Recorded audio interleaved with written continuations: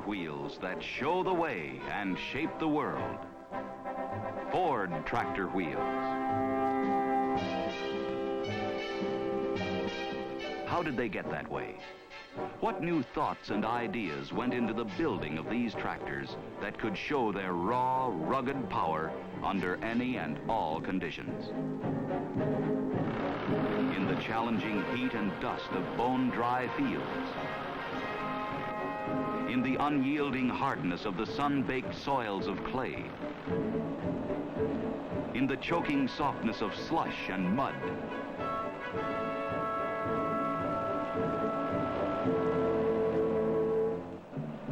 in the research laboratories where sub-zero temperatures tested their will to survive and come alive.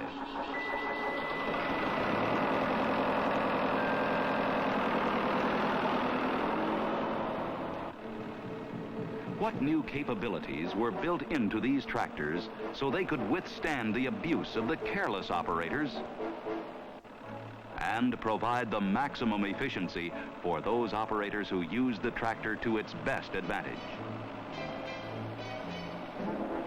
It took years to accomplish this.